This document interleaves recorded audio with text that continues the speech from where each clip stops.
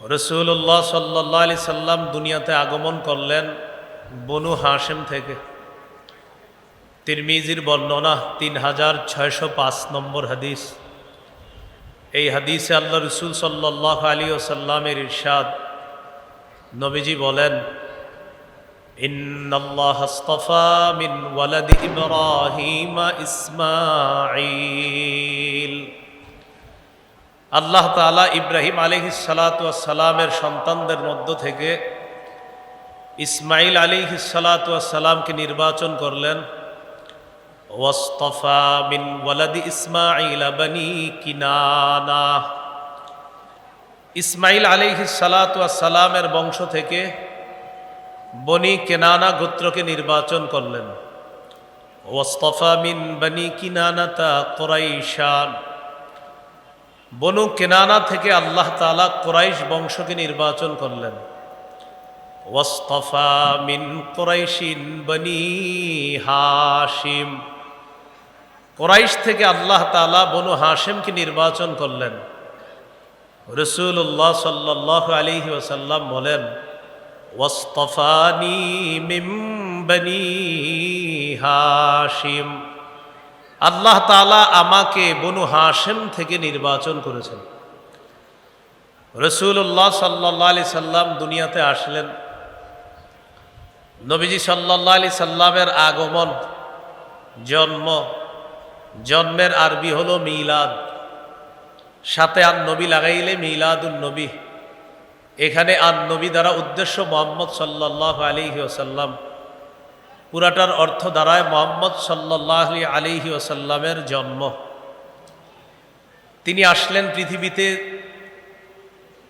তাকে দেখতে কেমন মনে হতো এক বাক্যে যদি বলা হয়, তিরমিজির বর্ণনা 3637 নম্বর হাদিস, 3637। এই হাদিসের মধ্যে আছে, কানা রাসূলুল্লাহ সাল্লাল্লাহু আলাইহি ওয়াসাল্লাম আবিয়াদা কান্নামা সিগা মিন ফিদ্দা। রাসূলুল্লাহ সাল্লাল্লাহু আলাইহি ওয়াসাল্লাম এত সুন্দর ছিলেন, দেখলে মনে হতো যেন তাকে রূপা দিয়ে গঠন করা হয়েছে। রাসূলুল্লাহ সাল্লাল্লাহু আলাইহি ওয়াসাল্লামের মাথা কেমন ছিল? আল জামিউস সগীর হাদিসের কিতাব 6452 নম্বর হাদিস। এই হাদিসের মধ্যে আছে, কানা রাসূলুল্লাহ সাল্লাল্লাহু আলাইহি ওয়াসাল্লাম দখমার রাসি। রাসূলুল্লাহ সাল্লাল্লাহু আলাইহি ওয়াসাল্লামের মাথা তুলনামূলক একটু বড় ছিল, দেখতে অনেক সুন্দর লাগত। মাথার চুলগুলো কেমন ছিল, ঘন নাকি পাতলা? জাওয়াইদুল মুসনাদ 944 নম্বর হাদিস। কানা রাসূলুল্লাহ সাল্লাল্লাহু আলাইহি ওয়াসাল্লাম কাসীরা শা'রির রাসি। রাসূলুল্লাহ সাল্লাল্লাহু আলাইহি ওয়াসাল্লামের চুলগুলো ছিল ঘন। চুল কি লম্বা ছিল নাকি কোকড়ানো ছিল? সহিহ মুসলিমের বর্ণনা 2347 নম্বর হাদিস। আমাদের মাদ্রাসার পাঠ্যপুস্তক অনুসারে মোট হাদিস সংখ্যা হবে 3033টা। এটাই আন্তর্জাতিক রকম। এই হাদিসের বর্ণনাকারী আনাস ইবনু মালিক রাদিয়াল্লাহু তাআলা আন, তিনি বলেন, লা বিল জাদিল কাতিতি ওয়ালা বিসসাবতি। রাসূলুল্লাহ সাল্লাল্লাহু আলাইহি সাল্লামের চুলগুলো একেবারে কোকড়ানো ছিল না, আবার একেবারে সরু লম্বা ছিল না। তাহলে কেমন ছিল? এটা আরেক হাদিস থেকে জানি। আল জামিউস সগীর হাদিসের কিতাব 6475 নম্বর হাদিস। হাদিসের বর্ণনাকারী আবু হুরায়রা রাদিয়াল্লাহু তাআলা আন, তিনি বলেন, আন আবি হুরায়রা রাদিয়াল্লাহু তাআলা আনহু قال কানা রাসূলুল্লাহ সাল্লাল্লাহু আলাইহি ওয়াসাল্লাম রাজিলার রাস। রাসূলুল্লাহ সাল্লাল্লাহু আলাইহি সাল্লামের চুলগুলা ঈষৎ ঢেউ খেলানো ছিল, দেখলে মনে হতো চুলগুলা ঢেউ খেলতেছে, এমন ছিল। ইনফারাকাত আকিকাতুহু ফারাকা ওয়া ইল্লা ফালা। চুলের সামনে যদি অনায়াসে সিঁথি কাটতো তাহলে নবীজি চুলগুলা সিঁথি কাটতেন, অন্যথায় চুল সিঁথি করতেন না। অনায়াসে সিঁথি কাটলে সিঁথি কাটতেন। قد شمط مقدم رأسه ولحيته, চুলের সামনের কিছু অংশ আর দাড়ির কিছু অংশ পেকে গিয়েছিল। এই দাড়ি পাকা আর চুল পাকাগুলা ইদাদ দাহানা যদি তেল দিতেন লাম ইয়াতাবায়্যান, তাহলে পাকা দাড়ি পাকা চুল দেখা যেত না। ওয়া ইদা শাইসা তাবায়্যানা, আর যদি চুলগুলা একটু অগোছালো হতো তাহলে ওই সাদা দাড়ি আর চুল একটু স্পষ্ট হতো, সেটা দেখা যেত। এই হলো রাসূল সাল্লাল্লাহু আলাইহি ওয়াসাল্লামের চুলের বর্ণনা। চুলের পরিমাপ কতটুকু ছিল এই ব্যাপারে ওলামায়ে কেরাম সবাই এখানে, আমি আপনাদেরকে তো বলতেও পারি না, ওলামায়ে কেরাম ছাড়া অন্য যারা আছে আপনারা তিনটা শব্দ মনে রাখবেন। 1 নম্বর ওয়াফরাহ, 2 নম্বর লিম্মাহ, 3 নম্বর জুম্মাহ। কানের অর্ধেক পর্যন্ত চুল, এটা হলো ওয়াফরাহ। 2 কান আর কাঁধের মাঝামাঝি চুল, এটা হলো লিম্মাহ। কাঁধ পর্যন্ত চুল, এটা হলো জুম্মাহ। হাদিস থেকেই চলেন, তিনটা চুলের পরিমাপ জেনে নেই। সহিহ মুসলিমের বর্ণনা 2344 নম্বর হাদিস। এই হাদিসের মধ্যে আছে কানা শারু রাসূলিল্লাহি সাল্লাল্লাহু আলাইহি ওয়াসাল্লাম ইলা আনসাফি উযুনাই, রাসূলুল্লাহ সাল্লাল্লাহু আলাইহি সাল্লামের চুলগুলো ছিল কানের অর্ধেক পর্যন্ত। বলেন তো এটাকে কি বলা হয়? ওয়াফরাহ। সহিহ বুখারীর বর্ণনা 5905 নম্বর হাদিস। এই হাদিসের বর্ণনাকারী কাতাদা রাদিয়াল্লাহু তাআলা তিনি বলেন, সাআলতু আনাস ইবনে মালিক রাদিয়াল্লাহু তাআলা আন শা'রি রাসূলিল্লাহি সাল্লাল্লাহু আলাইহি ওয়াসাল্লাম, আমি নবীজির সাহাবী, নবীজির খাদেম, 10 বছরের খাদেম হযরত আনাসকে জিজ্ঞাসা করলাম, নবীজির চুলগুলো কেমন ছিল একটু বলেন তো। হযরত আনাস রাদিয়াল্লাহু তাআলা আনহু জবাব দিলেন, লা বিসাবতি ওয়ালাল জাদি, একেবারে সরু লম্বা ছিল না, আবার কোকড়ানো ছিল না। কেমন ছিল চুলগুলা? বাইনা উযুনাইহি ওয়া আতিকি, নবীজির চুল মুবারক গুলো ছিল 2 কান আর কাঁধের মাঝামাঝি, এটাকে বলা হয় লিম্মা। রয়ে গেল জুম্মা। সহিহ বুখারীর বর্ণনা 5904 নম্বর হাদিস। এই হাদিসের মধ্যে আছে কানা ইয়াদরিবু শা'রু রাসূলিল্লাহি সাল্লাল্লাহু আলাইহি ওয়াসাল্লাম মানকিবাই, রাসূলুল্লাহ সাল্লাল্লাহু আলাইহি সাল্লামের চুল মুবারক কাঁধ পর্যন্ত লম্বা হতো মাঝে মাঝে, এটাকে বলা হয় জুম্মা। এই হলো রাসূল সাল্লাল্লাহু আলাইহি সাল্লামের চুলের পরিমাপ। এবার মাথার পরে আমরা আসি চেহারা মুবারক কেমন ছিল। রাসূলুল্লাহ সাল্লাল্লাহু আলাইহি সাল্লামের চেহারা মুবারক কেমন ছিল এক কথায় বললে, সহিহ বুখারীর বর্ণনা 3549 নম্বর হাদিস। এই হাদিসের মধ্যে আছে কানা রাসূলুল্লাহ সাল্লাল্লাহু আলাইহি ওয়াসাল্লাম আহসানান নাসি ওয়াজহা, রাসূলুল্লাহ সাল্লাল্লাহু আলাইহি ওয়াসাল্লামের চেহারা মুবারক মানুষের মধ্যে সর্বাপেক্ষা সুন্দর ছিল, সবচেয়ে সুন্দর ছিলেন তিনি। তিরমিজির বর্ণনা 3638 নম্বর হাদিস। এই হাদিসের মধ্যে আছে লা বিল মুকালসাম, চেহারা একেবারে গোল ছিল না। তাহলে কেমন ছিল এটা মুসলিম থেকে জেনে নিই। 2344 নম্বর হাদিস। প্রশ্ন করা হলো ওয়াজহুহু মিসলুস সাইফ, আচ্ছা নবীজির চেহারা মুবারক কি তরবারির মতো ছিল? তো তিনি জবাব দিলেন লা বাল কানা মিসলাস সাইফ মিসলাশ শামসি ওয়াল কমার, নবীজির চেহারা মুবারক ছিল চন্দ্র এবং সূর্যের মতো গোল সুন্দর। এর পুরা গোল না কিন্তু আপনার, কানাফি ওয়াজহিহি তাদভীরুন, কিছুটা গোল ভাব ছিল, পুরাপুরি গোল ছিল না এমন না। একটি হাদিস শুনেন, জাবির ইবনে সামুরা রাদিয়াল্লাহু তাআলা আনহুর বর্ণনা, তিরমিজির 2811 নম্বর হাদিস, 2811। এই হাদিসে আছে জাবির রাদিয়াল্লাহু তাআলা আনহু বলেন, রাআইতু রাসূলুল্লাহি সাল্লাল্লাহু আলাইহি ওয়াসাল্লাম, আমি আল্লাহর নবীকে দেখলাম ফি লাইলাতি ইদহিয়ান,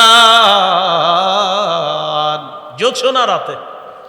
আমি রাসূলুল্লাহ সাল্লাল্লাহু আলাইহি সাল্লামকে দেখলাম জোছনা রাতে।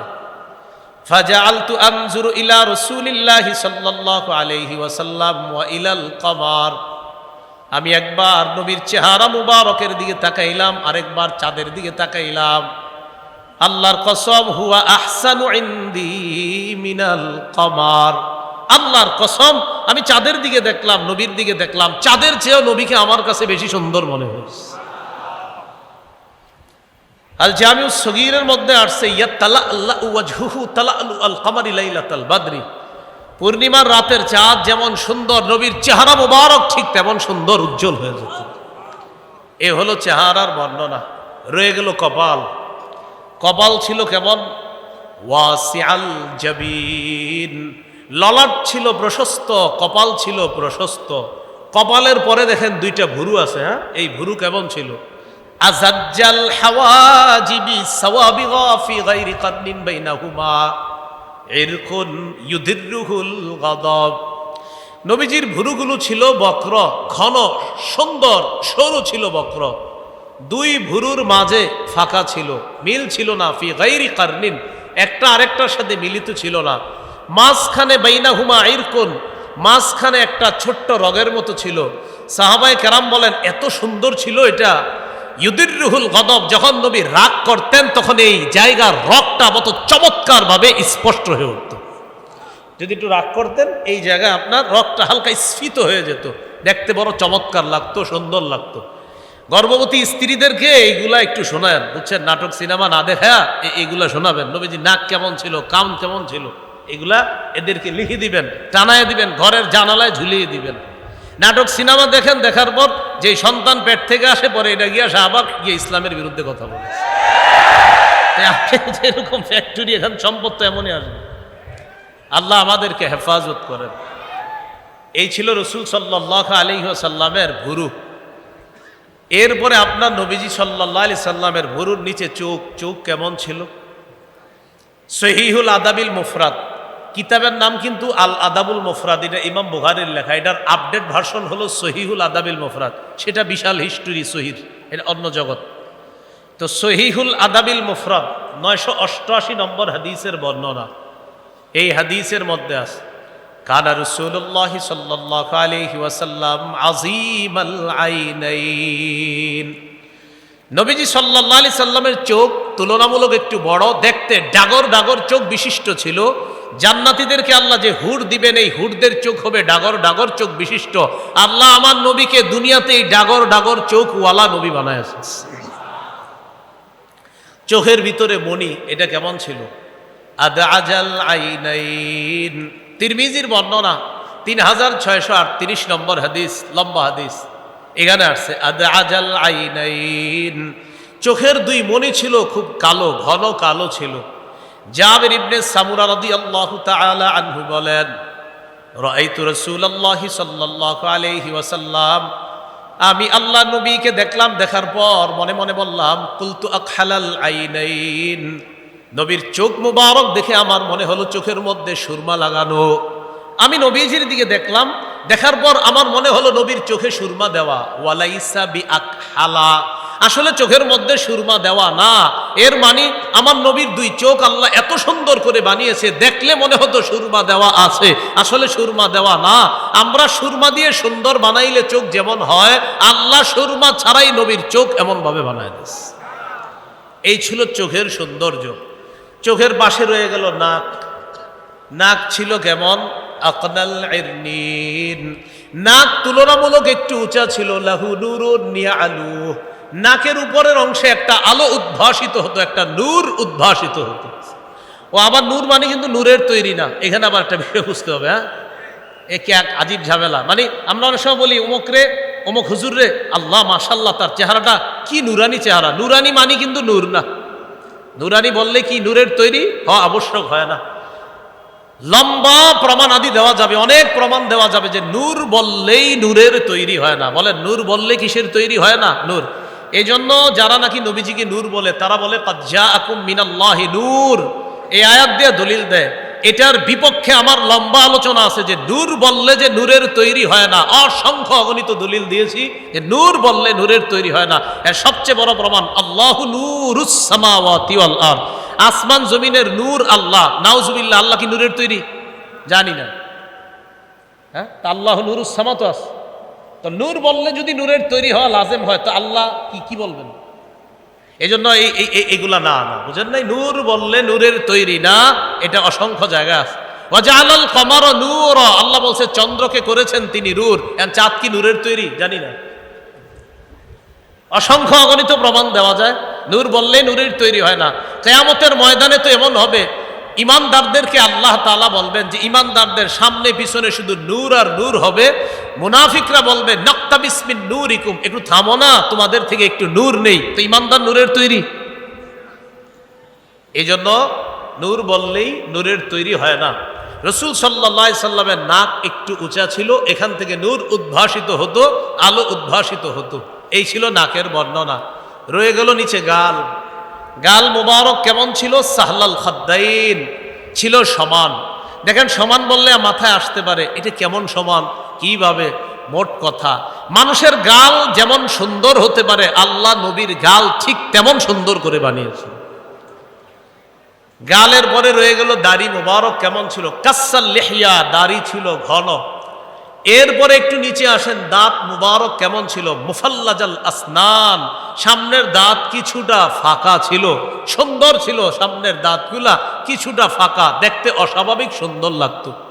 রয়ে গেল মুখের ভিতরের থুতু, এই থুতু মুবারক কেমন ছিল? সহিহ বুখারীর বর্ণনা 4210 নম্বর হাদিস। খায়বারের যুদ্ধ, এই খায়বারের যুদ্ধের দিন রাসূলুল্লাহ সাল্লাল্লাহু আলাইহি সাল্লাম বললেন, আন সাহাল ইবনে সাঈদ আস-সাঈদী রাদিয়াল্লাহু তাআলা আনহু قال قال رسول الله صلى الله عليه وسلم يوم خيبر لأعطين الراية غدا يحب الله ورسوله ويحبه الله ورسوله। রাসূলুল্লাহ সাল্লাল্লাহু আলাইহি সাল্লাম বললেন, আমি আগামীকাল পতাকা এমন এক ব্যক্তিকে দিব যে আল্লাহকে ভালোবাসে, রসুলকেও ভালোবাসে, আর আল্লাহ এবং তার রসুলও তাকে ভালোবাসে, এমন এক ব্যক্তিকে আমি আগামীকাল পতাকা দিব। ইয়াফতাহুল্লাহু আলা ইয়াদাইহি, আল্লাহ তাআলা তার হাতে খায়বার বিজয় করবেন বলে আমি নবী আশাবাদী। সাহাবী সাহাল ইবনু সাদ রাদিয়াল্লাহু তাআলা আনহু বলেন, ফাবাতান নাসু ইয়াদুকুনা লাইলাতাহুম, সব সাহাবীরা রাতের বেলা ঘুমায় না। সমস্ত সাহাবীরা আলাপের মধ্যে কাটিয়ে দেয় আর টেনশন করে, আইয়ুহুম ইউতাহা, না জানি আগামীকাল পতাকা কার হাতে দেয়। সবার আশা, না জানি নবী পতাকাটা কাকে দেয়, যদি আমাকে দিত, যদি আমাকে দিত। মানে আশা হলো যে রাসূল সাল্লাল্লাহু আলাইহি সাল্লাম পতাকা কাকে দিবে, তো এই পতাকা পাওয়ার জন্য সবাই আশা করতেছে।